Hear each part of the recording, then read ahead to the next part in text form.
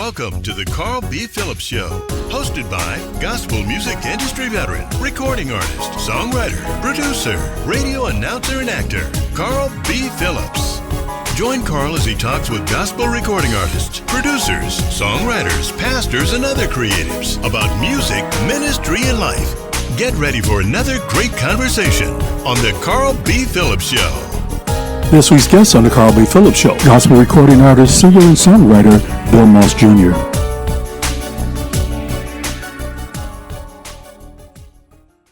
Welcome to the Carl B. Phillips Show. Today's guest, he's my friend, he's my brother. He's a nationally recognized independent gospel recording artist, singer, songwriter, music director, yes, and he's a pilot, husband, and father. Please help me welcome Bill Moss Jr. How's it going, Bill? Great, Carl. Great, man. Great to see you. Everything is going really good, man. How are you? Man, I'm just enjoying life. Hallelujah. So I'm going to share something with you. We were talking about you being a pilot. I was watching you fly in different places. Like I think you went to, was it Mount Rushmore at one point, and to like you're these right. to these different states like Idaho and stuff like that. We didn't get that deep with it. But you were going to like some really unique places when you were flying. So a lot of those places also though were ground travel because we have an RV Okay.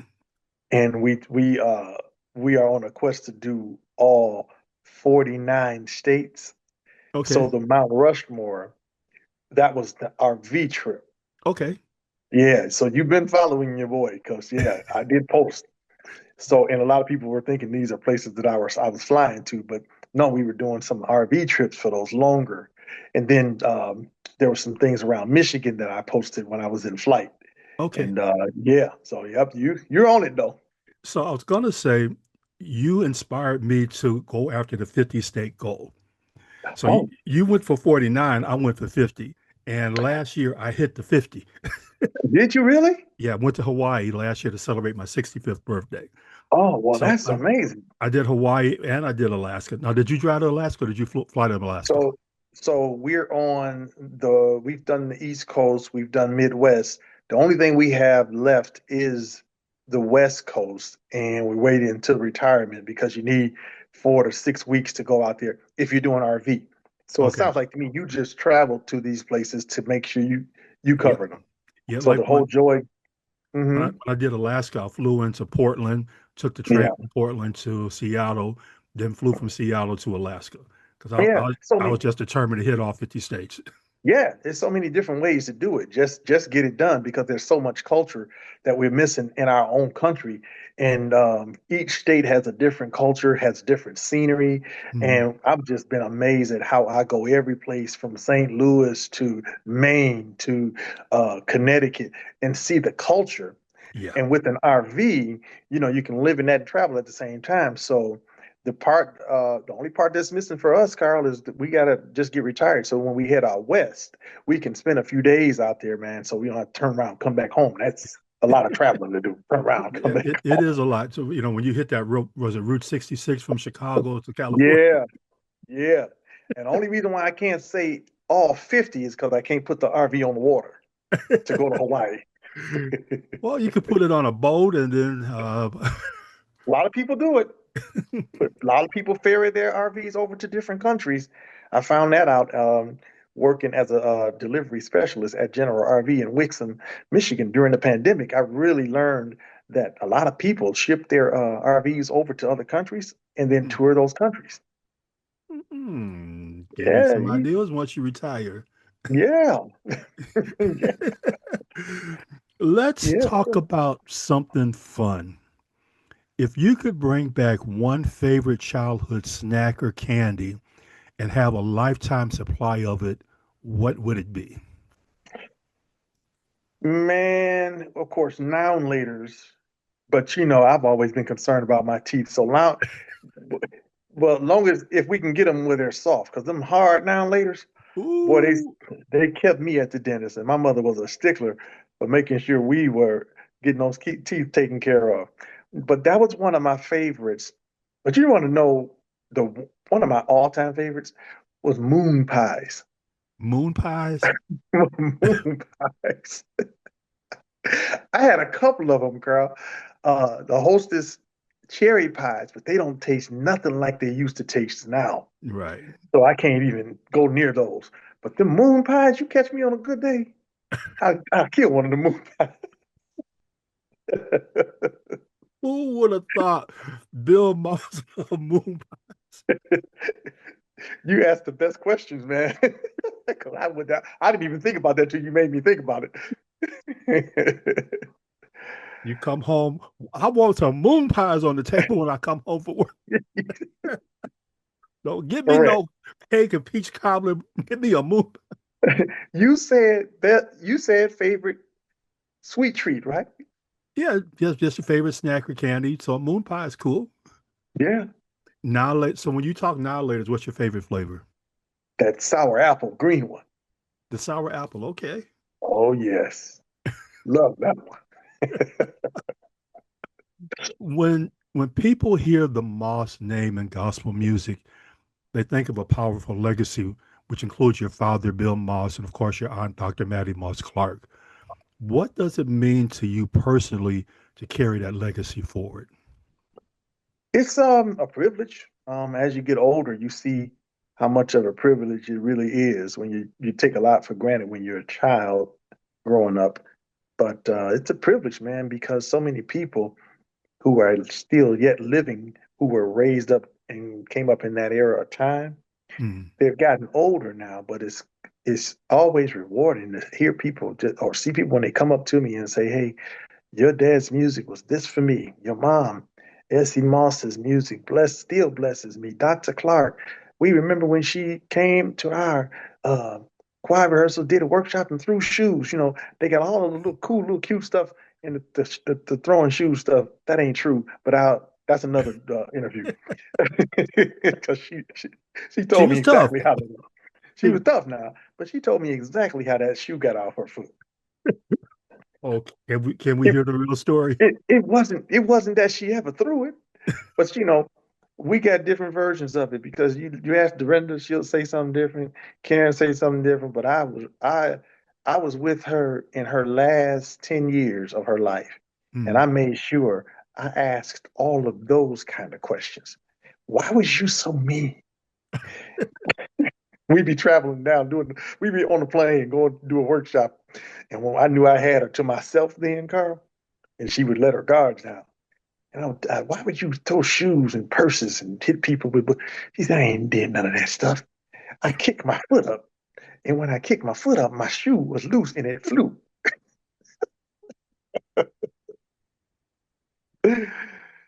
Oh Lord. Oh my But yeah, man. goodness. But it's been a great privilege, especially now that I'm older. Just knowing that now my brother and I, the girls, are carrying the legacy, and the next generation is seeing it, and it's an appreciation for it, and you can just hear how people talk about it. It's one that will live on forever. Take us back for a moment. Tell us what it was like in life growing up in the Moss household. Normal. We sisters and brothers, we fought and argued and played around together. Jay and I were very competitive growing up. So he being 3 years younger, um, once I got him up old enough to be able to, wrestle and do that in a fun way, and sometimes too rough at times, but we were brothers, and he became tough, and we got competitive on video games, and we shared all those wonderful experiences, man, as brothers. So it was normal life. The music, that's so much a part of you because we started at a very young age. I was 5 years old when my father was singing his hit song, Already Been to the Water, Already Mm. Been Baptized. And he used to have this gimmick where he'd jump up off the keyboard and let his drum machine play and he go entertain the audience. Well, I had watched him for every bit of my 5 years of life, and I learned how to play the G chord the song that the key was in, Mhm. or the key I said that wrong, the key that the song was in. And I learned that G chord. And when he got up one day at 5 years old, I just said, I'm going to jump on. I jumped on the keyboard and started wailing away on this G chord. And man, the audience went crazy. He looked around and said, Hey, boy, get up and get off that piano. Crowd, they yelled at him and said, Leave him alone. I became a part of his gimmick. and that's what started my music career. So when you think about, you mentioned already been to the water. For me, the favorite still, as long as I got shoes to put on my feet, food for my children to eat, everything gonna be all right. Yeah, all right. What are Yeah. some of your other favorite songs that your father wrote? Well, he had like another popular song he had was "As I Let My Mind Run Back." The way we used to have church. Um, he did. Man, he had so many. Like just the two of us walking together. Now, those were some like that was one of his biggest hits. Just the two of us. And so, yeah, and he was my idol, man. For a long time in my life, my dad's songwriting was way before his time. Mm, And then my mother came along. She had a great song called "Turn It Over to Jesus. He'll make everything all right." She redid. Um, there's a great song that she "One Day at a Time." You remember the big song "One Day at a Time"? right. She did. She redid that, and it took off and did some wonderful things. So the both of them, man, they've been just impressive our whole lives. So when I was doing the research for this interview, I went and looked at some Bill Moss albums, and I found this album called "The Mother of My Children." Love them, my And, children. and there's these three little kids on the album cover. And I was wondering who are them little babies on that album cover? I don't know where they got those pictures from. I don't know who them kids were. That was me, Jay, and the baby girl, Severia. Severia. So it was me. It was we. We were the three youngest ones. And downtown at Belle Isle on that big, Bill Al, yep, by the yeah, fountain. on the cake fountain. Mhm. At what point did you realize that your parents, the group Bill Moss and Celestial, they were both impacting gospel music with their music? You talked about being 5 years old and watching them, but at what age did you go, my parents are really doing this? It was at a young age because they were on big programs. They ended up being in the quartet genre. Mm, So we were around during their heyday. Even before we were born, they had probably their biggest run because Already Been to the Water was before that was 60s, I believe, when they actually recorded it the first time. mm, And Just the Two of Us was even earlier in the 60s. And but when we came on, they were in the highlight of their season and at the pinnacle of it. And man, we were able because they took us everywhere they went. And mm, mostly Jay and I, we had a sister Verlinda who actually sang with them all that earlier time. So she was out there for a while.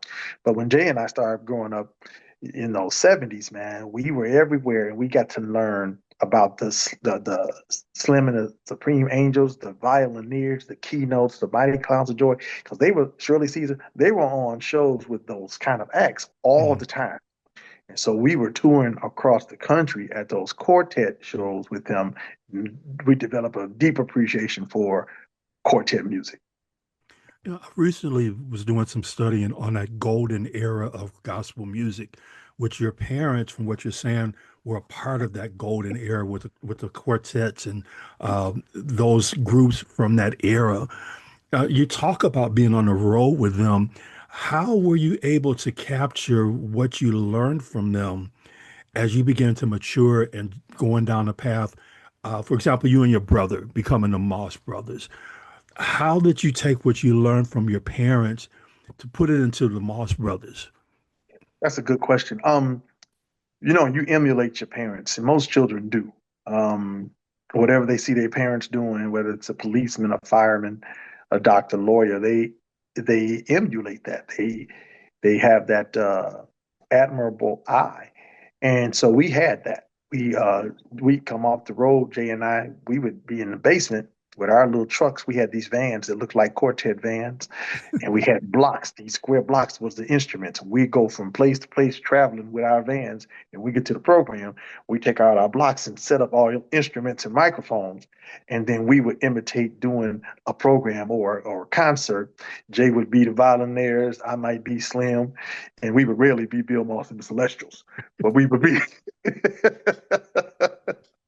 We would rarely be them. But yeah, that was just the way that we came up, man, in our early years. And then as we uh, got older, they started realizing the gifts were there. Jay was Mhm. singing, and we were just playing singing. And they realized Jay had a strong voice at a young age that I played and sang. And then I began trying to be like my dad and write songs. And Jay was doing the same thing before he was old enough, though, because him being 3 years younger, I was leading it, setting that example for him. Mhm. And then by the time we knew it, we were singing duets with them, and that's when we realized, oh, we could be the Moss Brothers. We had the Clark sisters, and we was the Clark sisters have been around in our lives the whole time we was young, and so let's be the Moss Brothers. And it And was that, it was just a fantasy at one time. It became a reality. what was the first album the Moss Brothers did? We did 45s before we actually 45. did a whole, Okay. yeah. We did a song nobody will ever know it. It was called Jesus Wants Me to Be a Lighthouse. But it was a nice duet that my father wrote. And I hate that we didn't do anything with it because it was really a good song. And then Jay had a song that they wrote for him. My Uncle James wrote a song called Great God Almighty. And Jay would be going. They put Jay on tables and put him out there by himself during their show. They put Jay out there to sing that song. He'd tear the place up with his little, his high range voice. Mhm. Yeah, just man.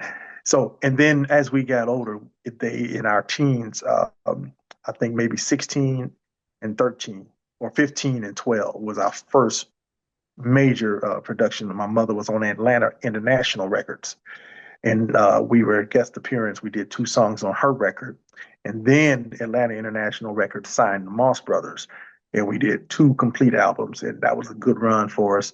And the rest of it just went uphill. It was defining. It was a defining time for me and Jay because we didn't, we thought we were going to be the Moss Brothers for the rest of our lives, but it didn't turn out like that because, Jay had a special set of skills as a producer, and as he got into college, he started to develop those skills. Mhm. And I know you didn't ask me all this. I'm kind of shooting and pushing it forward because that was a good question. But to bring it full circle, Jay went off to college and he really developed his producing skills that we never knew he had. And man, it took off. And when he came home and showed us some of the music that he came up with, it was a no brainer. We got to let you go get it because Right. you go sought after. So my thing was always, you know, knowing theory, knowing music, being trained musically from a college Mhm. level. I always enjoyed something about the college experience, and I always wanted to go to college and get my degree. So I did that, and that gave Jay an opportunity to start develop his skills, and it just all panned out the way it unfolded the way it should. Earlier, you were talking about your mother, Dr. Essie Moss. In a few weeks, she is going to be 93. She's gonna be 93, 93. Yep. What are some moments you treasure with her at this stage of life? Um, she's got moderate to severe dementia, but to just watch how she still enjoys hanging on to Mm. life, seeing her children, asking about her grandchildren, great grands coming on board, um, to see her still figuring out how to experience the joy of her legacy. Mm. That is the most touching part to having a mother, 93 years old, who is dealing with dementia, but still finding ways to enjoy it. One thing that I admire about your family, you all share her journey with us on social media. Some things that you guys are dealing with, just life and just her being her. Why is Mhm. it important to you to share those moments?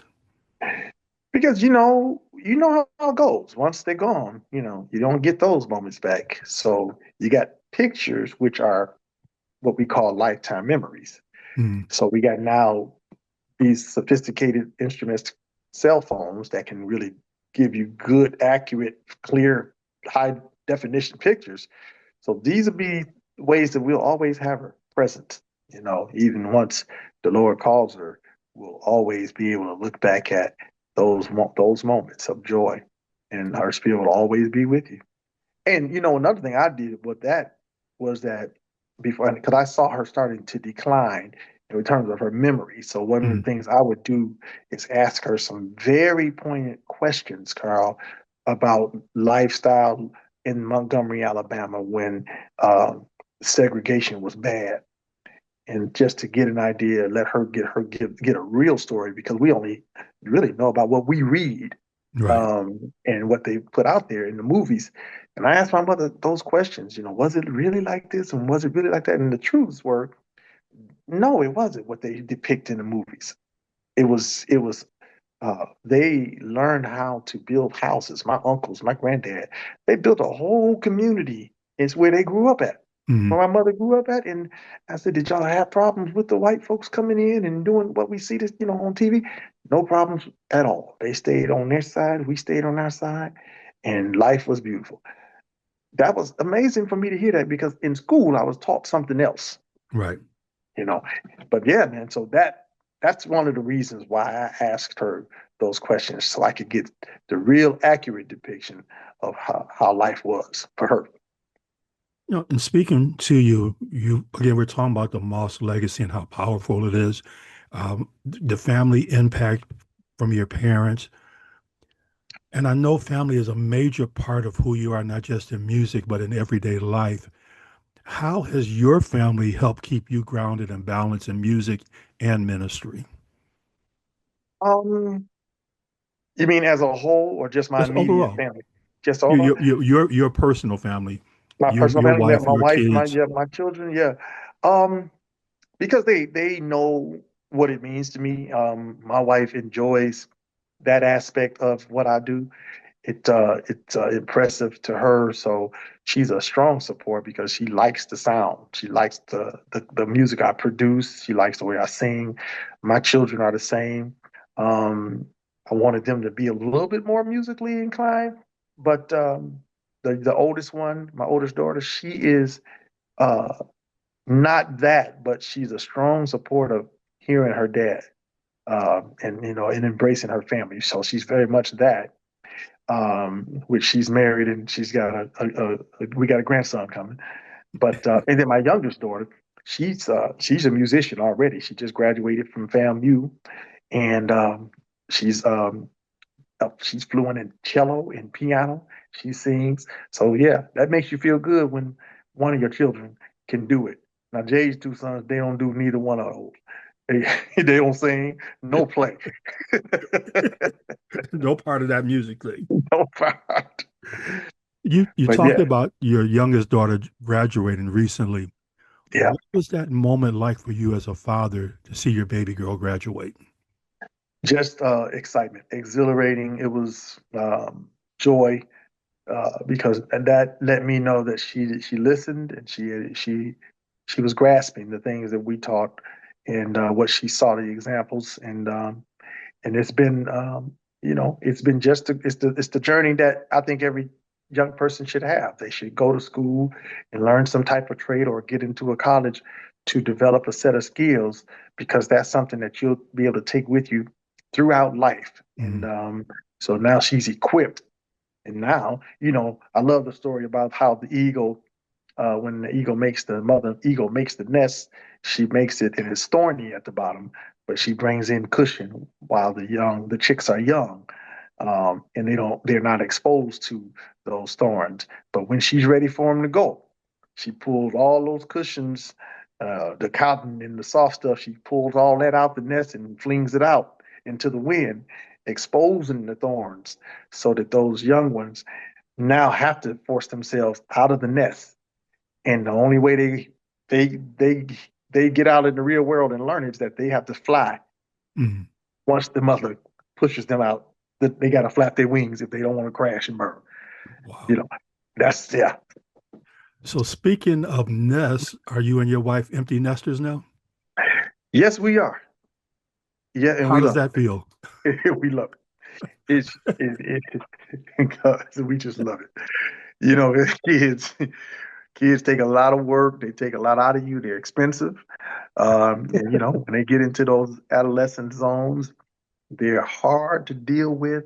And yeah, man, you want to see them get out and make something of themselves. And then when they go out there and they do it the right way, the rewards are invaluable, man. So, and we're experiencing now the joy. The joy of being an empty nester. Yeah. Yeah. Thank you, Carl. Just like that. Another important part of your story, you talked about a little bit earlier, is education. And online recently, you've been talking a lot about the importance of pouring into the next generation. With your music degrees, pilot license, and Moss Academy, where did your passion for learning begin?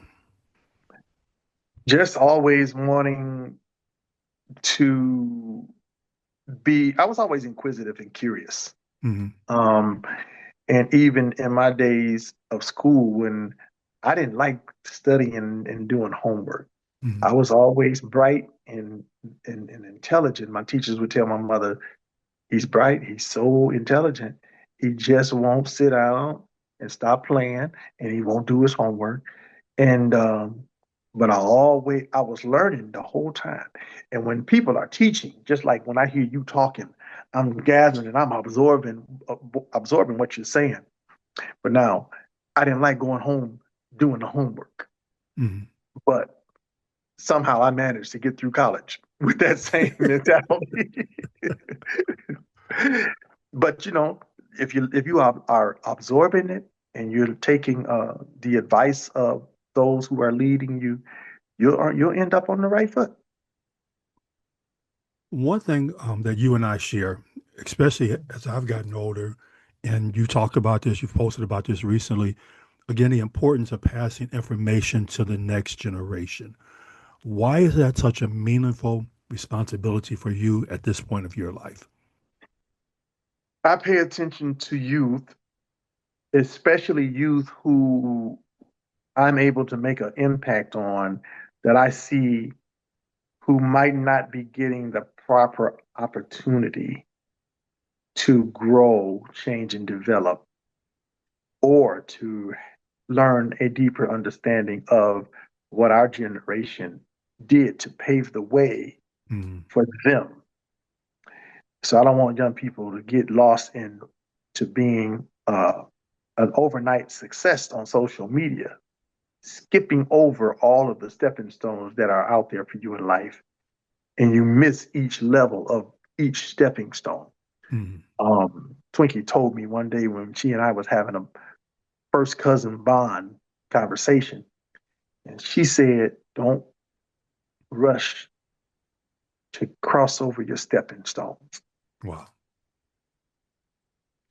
And that's the thing. That's why you hear me talking to young people and putting things out there just to draw an awareness to everybody, so that people don't get lost in.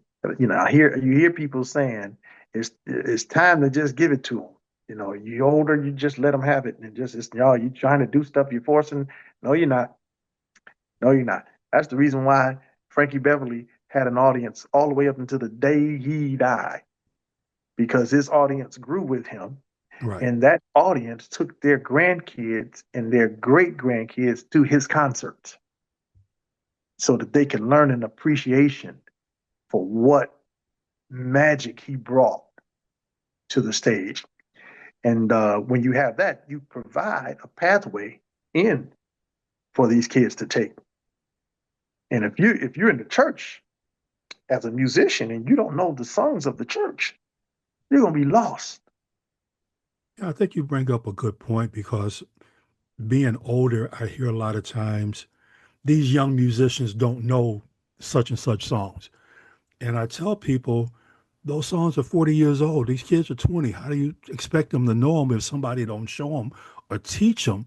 So for me, I'm at that place. Let me position myself to be available for the younger generation.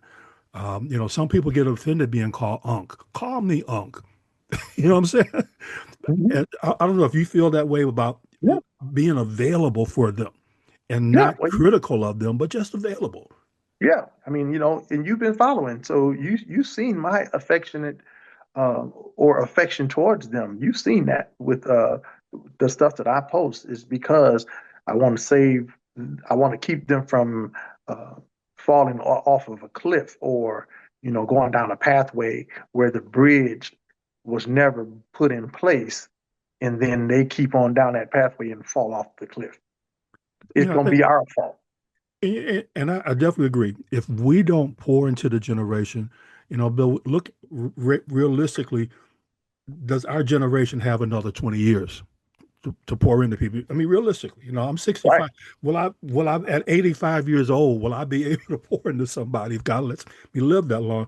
So Mhm. I'm honestly at a place, Bill, where let me empty myself out now. Yeah. I tell young people, I'm not too bougie that you can't walk up to me and ask me a question. Right. Um, I was talking to Larry Whitfield, and he talked about how Thomas Whitfield would show anybody a chord. Hmm. If he played something, he had no problem with showing them that. And it sounds like from where you're coming from, you're at that place. Let me continue to pour into you. Let me share what I know. And if you have questions, I'm available to answer them. Yeah.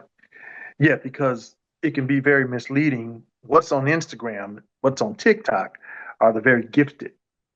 Those are the ones that get, you know, up in the hundreds of thousands and millions of views.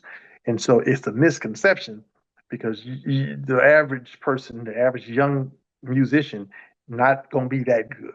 That's a rare find. Right. You're not going to have many. You only, right now, you only got one Steph Curry in the NBA. Nobody in the NBA can sink the 3-point shot like Steph Curry. Right. Not consistently. You got some of these, they shooting the three a lot more, but nobody can land that three as consistently in the entire NBA like Steph Curry. Mm. So see, it's gifts. And when you see a phenomenon on Instagram, it's okay to look at that and say, man, I wish I was that good. But you can't use that as a gauge to determine whether you are or are not good, because you can still be very gifted or as gifted. You just have to find your niche and be okay with what God has blessed you with and make that extraordinary. Right. And I think you bring up a good point because a lot of times when we compare ourselves, we lose who we are and we lose the gift of who we are. We lose the importance of who we are. And I'll be transparent. It's taken me years to find that place of just being comfortable with who I am and what I've done. I don't know if you've gotten there yet. Yeah, absolutely. I've always been level headed, but I mean, yeah, I've had the days where I've contemplated and then asked God, why this and why that? Why not this?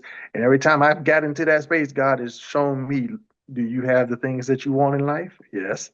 Did you drive the kind of car you want? Yes. Do you live? And that's what makes me say, I'm all right, man. And I'm okay without not being, the number one artist, the Ty Tribbett, the Kirk Franklin. I'm okay with that. And because, and then you have to ask yourself the question. A lot of people think they want that kind of fame and stardom. And you hear Ty Tribbett say this all the time. It ain't what you think it is. Right. And right, Carl? You're right. And so look at this. I'm gonna give you another thing to think about is Michael Jackson should not be gone, Prince should not be gone, Luther Vandross should not be gone, Whitney Houston should not be gone. Four phenomenal ones. And we can go Right. down the list. They should not be gone. But the industry has a tendency to destroy lives Right. because the more popular you become in life, the closer the walls come in on you. When you can't just take a walk out to the park without getting nearly mugged, that ain't no life. No. I often talk about Michael Jackson. All Michael Jackson wanted was a good night's sleep. That's all he wanted, to be able to sleep through the night, have all So the money, all the fame, sleep through the night. Prince, he just wanted to be out of pain from doing all the dancing in the heels and stuff. Whitney was just trying to look for an escape. So I think you bring up a great point. You also were very transparent recently when you went through a season of change and transition. How did that change impact your life? It's a reality check in the sense of you you can never ever get too comfortable, um, and always know that there's going to be a time that change is going to come, whether you want or are a part of it or not. Um, it was tough because I got into my feelings about how things were done, Mm, and so it took me having some really good friends, some good pastors that got a word from the Lord, and they felt it necessary to call me. mhm. And I remember one particular pastor called me and said, "Be not dismayed." And he made it make the most sense. He said, "What God has for you next, He can't fit into where you are right now." Wow. Right then and there, I knew everything was in divine order. Mm, Yep. I do, and I'm glad you brought that up. That's bold of you to bring that up. But this is why we talk and we have these open kind of conversations, because somebody needs to hear it. Somebody will be able to grow from it. I think it's also just as important, though, that we protect legacy. mhm. Legacy is something that somebody laid out before you, the groundwork before you. They went through the tough times so that you'll have a good pathway into to this next phase of it. And Mm, I think it's important that we respect legacy, if nothing else, because one day that's going to come full circle. And the only way, like what we were talking about with these youth, the only way they're going to have a shot is if we teach them how to respect legacy. right. Because, right? Because that's what's going to bring them into the fold. It's a handoff, you know, but it's not a push out and bring in. You don't do it that way. You you open and you create another spot that protects legacy, and you put somebody now that has come through the ranks who has shown the maturity into that spot to Mm. carry the legacy. Yeah, I think that's important. And again, from my perspective, I've been at my church 50 years, Bill. It's been my 50th year. Mm, And I've realized the importance as I've gotten older to bring up the next generation and teach the generation behind me now.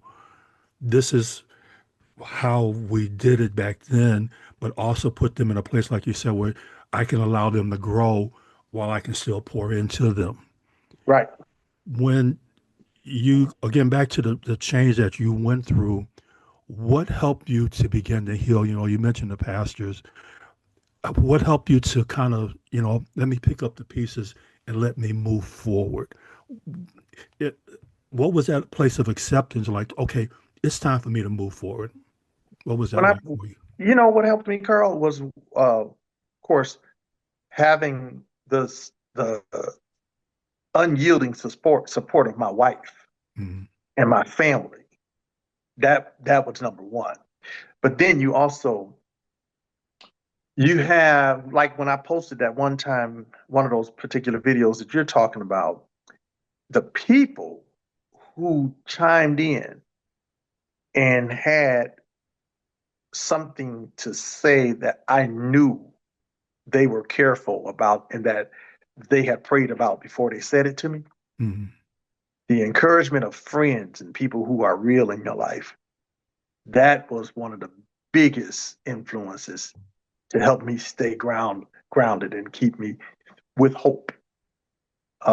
Because yeah, it was tough because in your anger, you want to act on that emotion, right. but the comments from, and if we use the social media in the way that it was really meant to be used, those moments will be right at your fingertips. There's help right in front of you. There's help right on social media, on Facebook, on Instagram, but we have to be using these tools in a positive way. I think you're a great example of how to recover. And I, Hmm. I believe that what you went through down the road, someone's going to be in that place and you're going to say, young man, I've been there. I survived. Hmm. Yeah. Would you agree? Yeah. Yeah. Yeah. And that's what a lot of people who are who have been into this in the same situation, something similar. People had their versions of it, but they are 3 out of 5 people. God's got to get you out because sometimes we stay in stuff too long. Sometimes you the reason why Right. you outgrew it and you was busting out of the seams. God was trying to give you time to get out, but sometimes we hold and we stay too long, and God has to. And when God has to pull you out, it it rips you. Yeah. It tears. It tears. You know. It's funny you would say that because sometimes I'm walking with God, you get comfortable in a place Yeah. and you wake up one day like, God, what I do to you? I was comfortable. Why are you taking me away from a place that I'm comfortable? Right. Right. Right. Don't move me. I'm comfortable, God. Right. Right. Yeah, because and you're fortunate at 50 years. That's amazing. I did at the last place. I was 17 years deep in, and I wanted to do 20 years and then retire. Mhm. But God wasn't through. He's not done with me. So yeah, you want to retire, but I'm not done. There's you got you got some more I need to do for you, and what I'm getting ready to do next, I can't do it in that spot Right. because that situation there is starting off into something fresh that's not ready or quite matured into that. So I got to pull you to a more mature setting or culture so that what you have already learned over the years, what you've done and endured, this won't be starting over for you. This will be moving forward and spreading your wings all the way now. And I'm going to say that I'm proud of how you've handled things. I'm proud of how you address things. There was no bashing, there was no bad talk. And I know it hurts. You know, Hmm. uh, when I talk about 50 years at a church, everything hasn't always been rosy. Hmm. There was times where we didn't agree on things. I'm just too stubborn to leave. But Yeah. now I'm seeing, I'm enjoying things that when you talk about God moving you, when I decided to launch my recording career, my pastor was not in agreement with me, but I needed to do something for me, Bill. And Hmm. doing that opened up a whole nother world that I never thought I'd get a chance to experience. My dream has always been to record my church choir. He told me no.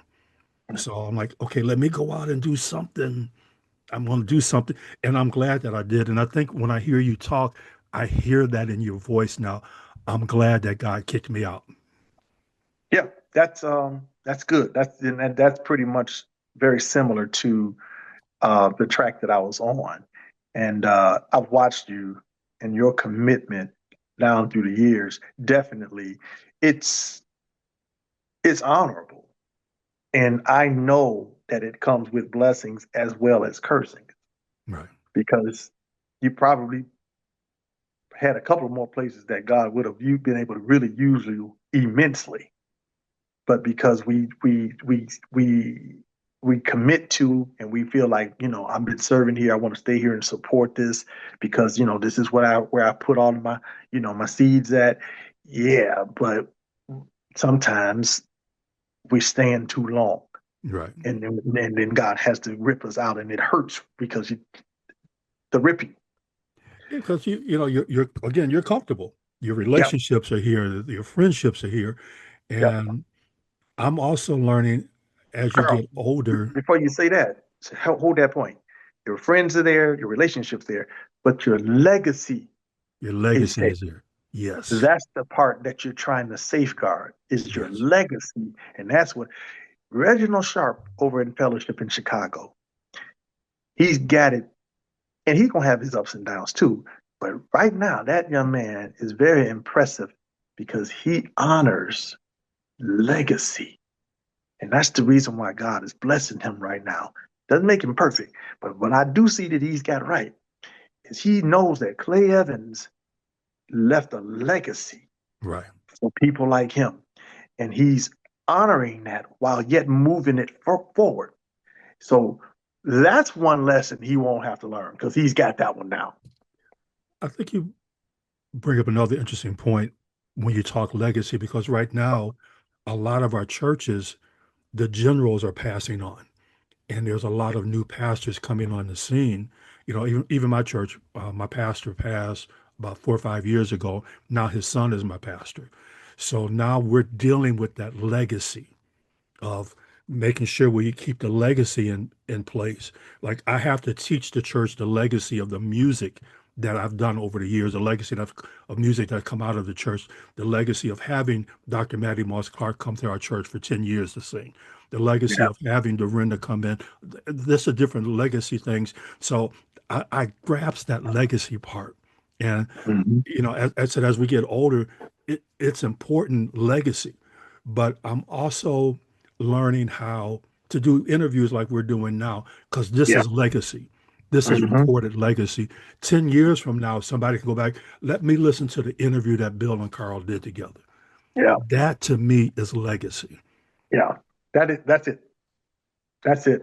That's Bishop P.A. Brooks said you should be living a legacy, not just leaving one. You should be living a legacy Mhm. so that when you leave, that legacy lives on. You know what I mean? Not leaving it, but living it. And when you leave, somebody will see that living legacy continue to live and can find their role in that. And this is the thing. We all get a turn at life here. Ups and the downs, the storms and the rain, the sunshine, the pain. We all get a turn. Right. It's just how you handle it.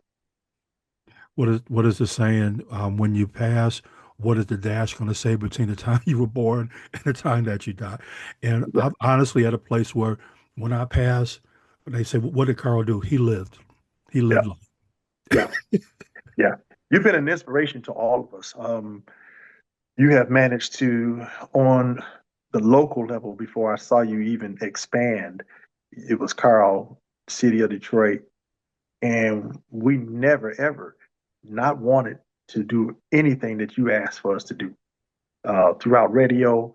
And when you started doing all of the other stuff outside of that, we always wanted to make sure some kind of way we figured out a way. I told Jay one time, we got to figure out a way to make sure we're supporting Carl, you Mhm. know. And so because you have been very instrumental in bridging the gap and showing us how to respect the legacy. So your demeanor, man, I don't want you to take it for granted. Yeah, if you ever sit down and you think, well, how come I not reached this pinnacle of my career? Uh, Whoever you compare yourself to, Smith Pollard or any of the other great ones. No, you've done a magnificent work Thank right you. in that space that you've always been committed to. I want to make sure I share that with you on your I, show. I appreciate that, because very honestly, again, we're human, Yep. and you feel that I haven't done enough. But lately, the scripture that comes to mind is talk about contentment with godliness is great gain. Hmm. I'm learning to appreciate the legacy now. After Dr. Pollard passed, I'm like, Carl, there's not a lot of people with the knowledge like Deborah had left, and you're one of them Yeah. that can sit down and have a conversation with a Bill Moss, that Yeah. can have a conversation about what happened 20, 30, 40 years ago, who lived through, Jay's first project with Day Records. Yep. Yep. Yep. Yeah. Yeah. Yep. Yeah. So I'm appreciative, man, that Yeah. God has allowed me to see this time. Yeah. Let's get something a little lighter, because we don't went deep for a while here. Okay. Looking back over your lifetime, what invention or change in technology has impressed you the most, or maybe even changed your life? I love what I see with AI. Okay. AI is definitely the most impressive. And me being one of those deep thinking people, and like I told you before, I was always a deep thinker, a curious kid. Um, I've watched the movies and I looked at the deeper message in the movies dating back to Jurassic Park, the first one, to see what the real message was that Jeff Goldblum was trying to get us to see when he said that we're doing something that nature selected for extinction, and they had their shot. Hmm. And now I'm seeing now what we got AI. You know, are these the forecastings of what's going to happen in the world? You know, and if we're not careful and responsible with it, it can be very detrimental because they brought back dinosaurs that were selected for extinction, and we would say God. Jeff and them kept it on that side. It said nature selected them for extinction. Well, they brought them back and they got out of control. Right. They didn't realize, again, they stood on the shoulders of geniuses, legacy, but they didn't. They were so worried about whether they could, they didn't stop to think about if they should. That Right. famous line that Jeff Goldblum said. So with AI, I love what I see as long as we use it properly and safely. Because if we don't, I can see the Bible's predictions of man's destruction in Revelation. It's funny you would say that. I talked to an elderly saint back in the day, and he made the comment that a computer was going to be the Antichrist. And as we're looking at AI and computers and things like that, we're looking at, we talk about the mark of the beast. You can't do nothing without a password. We're slowly becoming a cashless generation. We're all so dependent. I'll be honest, most of your interview Copilot helped me write. I had some questions like, Copilot, help me with this. Yeah. And the problem with it is if again back to bridging the gaps to our young people, see that what is it, Generation Z now? They are lacking critical thinking skills Mm-hmm. because the computers are thinking for them and they're Yeah. not now practicing how to be critical thinkers. And that's going to be different. So here's what I'm seeing. They're going to be really good at what they are, or they're going to be horribly bad. There's no in between, Right. you I know? was I was in a class and we were talking about AI, and somebody said that we're losing our skill sets. Like I'm an Excel person. I love doing pivot tables. I don't have to do pivot tables. I could just do a command now, and it would do the pivot table for me. Yeah. So since you mentioned AI, let's go here. Suno, as a musician, how do you feel about AI for writing music? Yeah, so no, I mean, the reason why that's not appealing to me because if you get a song and it's a hit, you're not getting credit for it because the computer can now the way that the system is, it detects they don't pay anybody because the computer wrote it. Now, I know somebody that that just dropped a whole AI project. Who was that? I won't say nothing about being hit.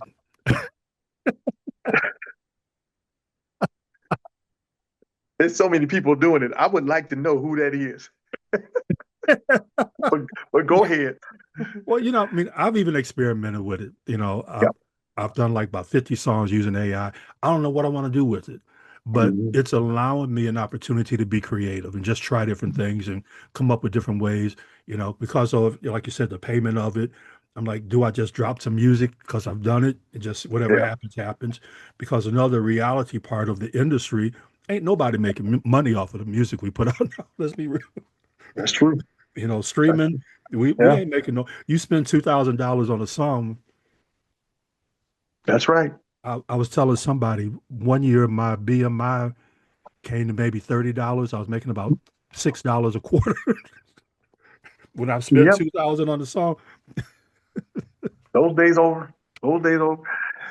I mean, yeah.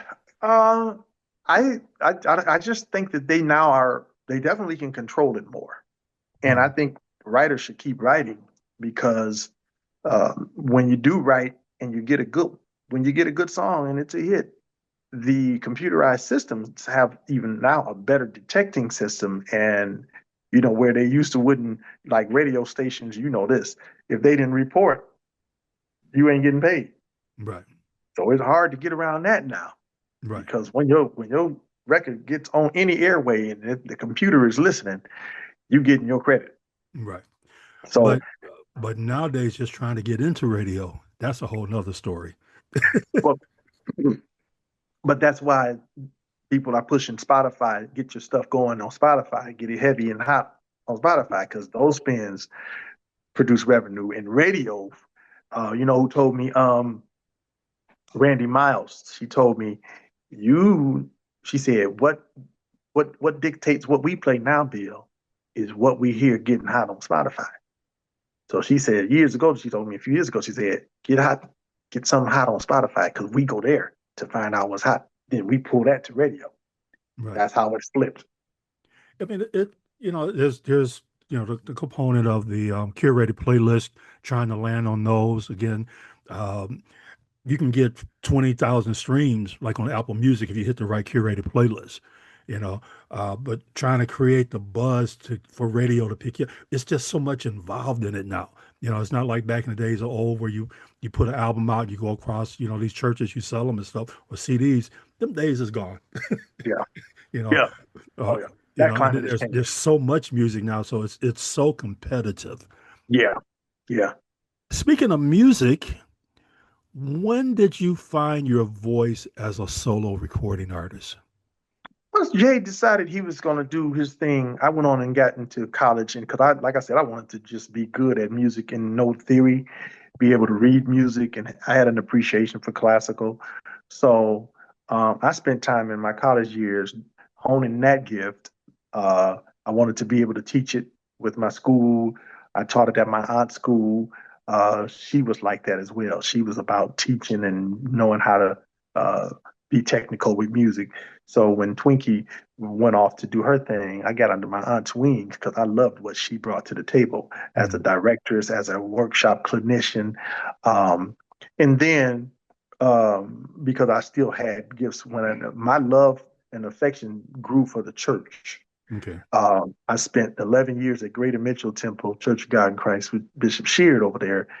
Once my aunt passed away, and that was my training ground, because I knew this was going to be the transition point for me to be able to stand on my own 2 feet. And once I got strong in my gifts, I went on and transitioned out of the Church of God in Christ, just because the Church of God in Christ they weren't the paying churches. They weren't paying musicians. And when you come out of college, this is my career now. Right. So I got out of the Church of God in Christ, went over, joined forces with Christian Tabernacle, James Mormon, and I hit the ground running. That was my platform that God had given me to stand on my own 2 feet. Mm-hmm. That's where my gift as a singer stood out more than it had ever. Because I put the record Manifested Favor out there. And that independent record, as you mentioned, as an independent artist, that record took off. And we had a good run with that album. And so that's what put me in touch with my personal vocal, abilities, knowing that I had a voice that people loved outside of me and my brother, outside of Jay. So a lot of my fans, they say, well, we love Jay, but your voice and your anointing, and we don't compare each other. We don't get into that. But people have their way of letting you know, no, I preferred what you bring. And that was so awarding and building self-confidence. Right. Wow. I thought my brother was the man. And when he was especially hot, I was like, no, I had people that would say, we love Jay, but your song, The Struggle, your song, this one and that one, when they said that kind of stuff, man, I knew I was on the right path. And I'm grateful, because it was 3 churches. I was Greater Mitchell. Out of all these years I've been doing it, it's almost 40 years. Greater Mitchell, Christian Tabernacle, Third New Hope. And now my final stop is at Empowerment Church in Southfield. So to be able to say that as a musician in the city of Detroit, that's remarkable. Most of the times, I was talking to musician to city. Like most time, musicians may last 2 years at a church before they move on. Especially, well, I'll leave that alone. You talked about again moving on. You still continue to work with the BME State Choir. What Yeah. has it been like capturing the BME State Choir on recordings? We did the one, and we got sidetracked by the pandemic because we had just started working that record. We were going to do some more things to enhance it and really make it pop. Pandemic happened, set us back, and we got to let God do what God does. Uh, we lost people, we lost the choir, we lost the numbers because everybody had to go home and shut down. Right. And I prayed, what is this, God? And my answer to the people when they asked me, do you think choir's ever coming back? Yeah, well, the choir is going to come back. But God is doing course correction right now. So ain't nothing we can do but wait until he's done doing what he's doing.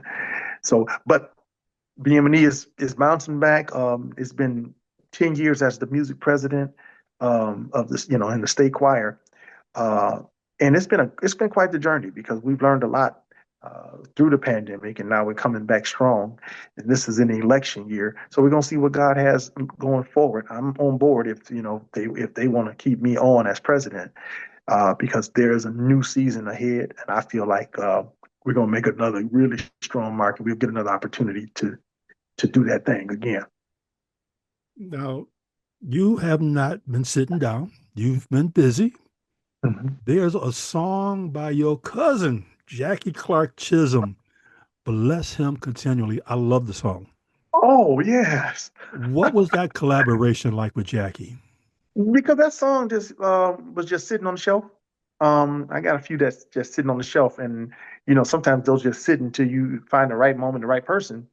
And man, I was just playing it one day, and Jackie came into my spirit, and I taped it. I recorded it on my phone, and I sung first verse for her. I said, Jackie, check this out. Do you like this? Jackie called me back and said, I love that. Wow. Yep. And Jackie was just right at that moment when I sent that to her. She had just got into a space where she was feeling a little weird because somebody had just did a video on the sound of Jackie versus the Clark sisters and where's Jackie's sound because they put a record out on her, and the people were saying, well, it don't sound like Jackie. That sound like the producer.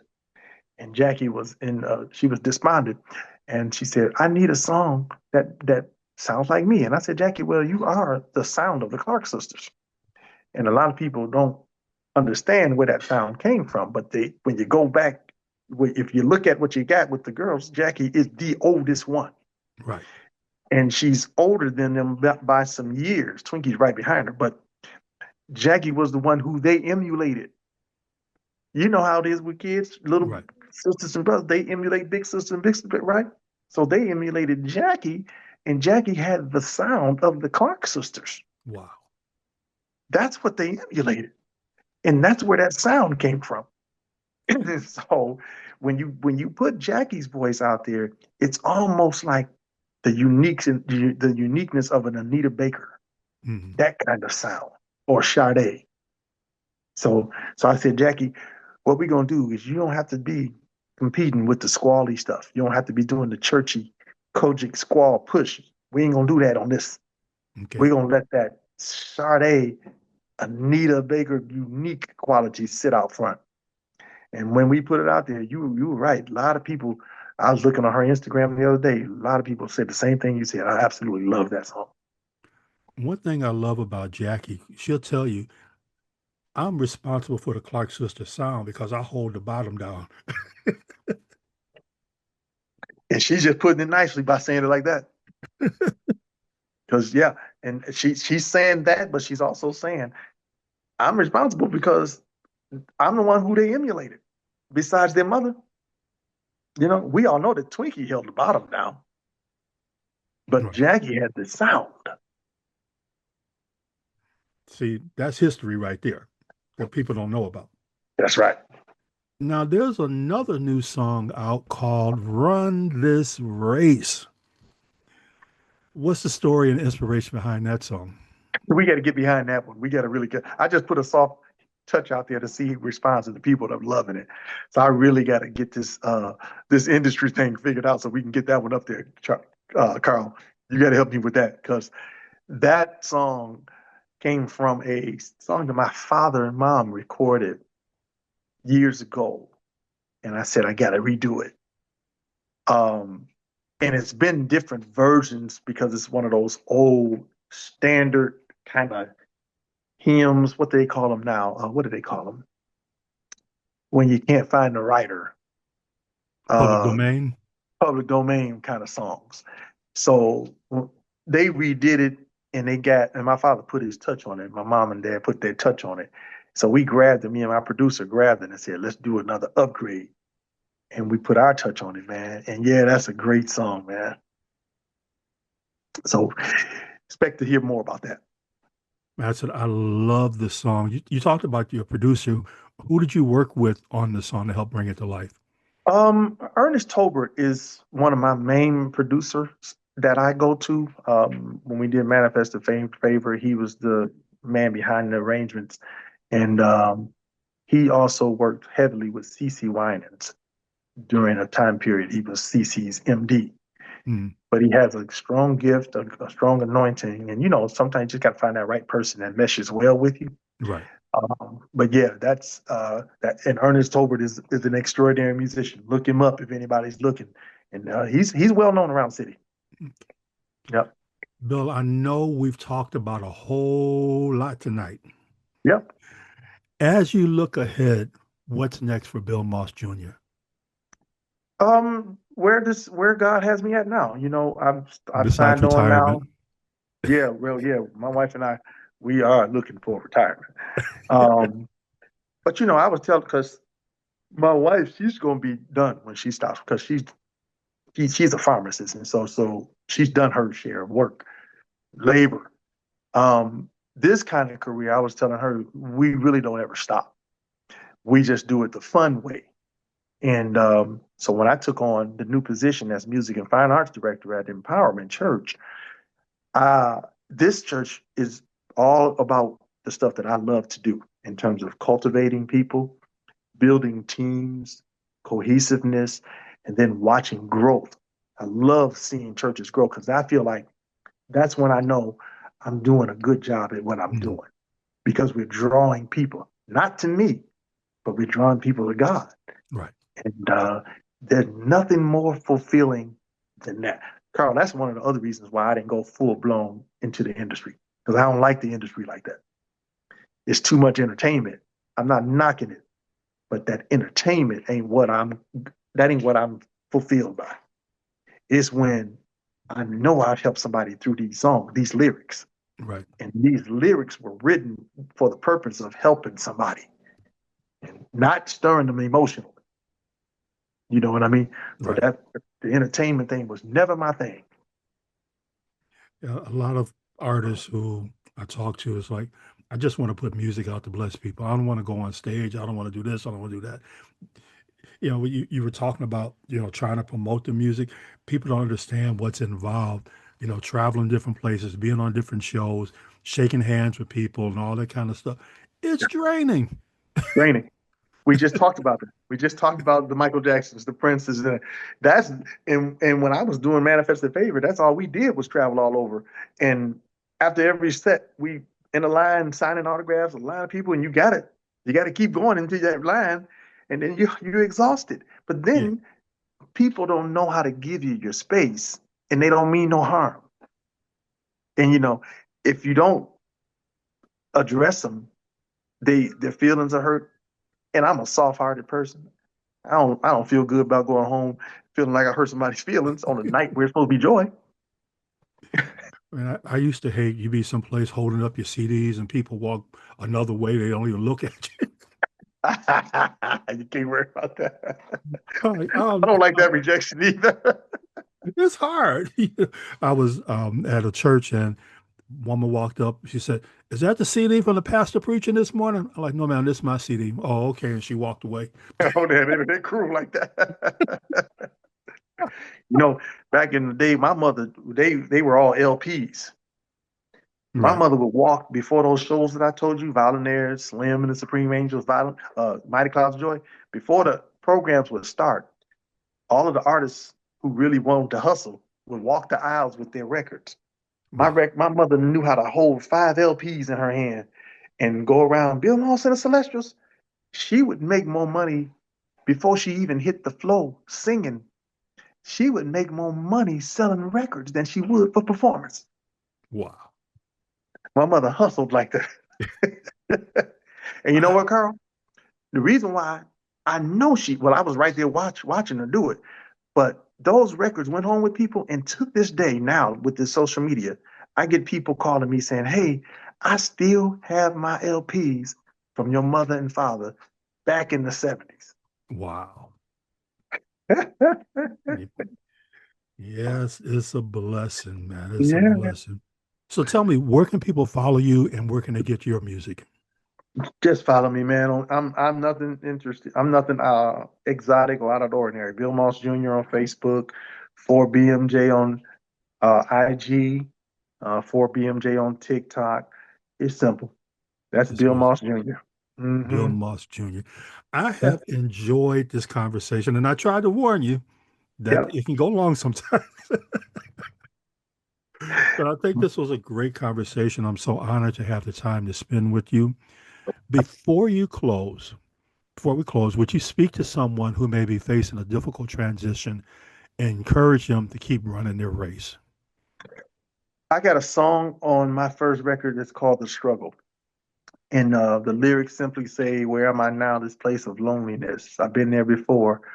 I feel like I protest, deja vu, a feeling of complete unrest from wasted days. Now I protest. And then I say, yea, though I walk through the valley of the shadow of death, I will not cease to praise him as long as I have breath. I won't give in to what I know is only a test because I'm in the struggle over and over, but I'm still blessed. Wow. That's my message to that person. You're still blessed, no matter the test. Yep. I'm in the struggle over and over. Go get that. Go look at that. That's on YouTube. You can do that one tonight. I may have to write a song called You Still Blessed No Matter the Test, but I'm not going to tell people where I got it from. You still blessed no matter the test. You still blessed no matter. There you go. You got permission. So when you hear like, hey man, Carly does something with you. That's what I'm gonna say. That's my boy Carl. I can't even mess with him, y'all. But listen, man, I appreciate the opportunity. Let's do this again and come back. I got something really good I'm gonna be doing here in the next couple months for the city of Detroit. So I'd love to come back and talk to your audience about it. So hopefully you'll have me come back in a couple months so we can revisit it. And I want to share it. I'm not going to say nothing about it now. Yeah. Most definitely. Again, we're talking with Bill Moss Jr. Get his new single, Run This Race. You will love it. It's churchy. And, get all of his catalog. Also, streaming platforms, you can check out his music. This has been a great night, a great conversation. And I always like to close by saying, remember to work like you don't need the money, love like you've never been hurt, and dance like no one's watching you, and make sure you run this race. God bless until we have an opportunity to do this again. All right now. The Carl B. Phillips Show is produced by Carl B. Phillips for Prove Me Productions. For more information about Carl B. Phillips, visit carlbphillips.com. Subscribe to The Carl B. Phillips Show on YouTube or your favorite podcast outlet.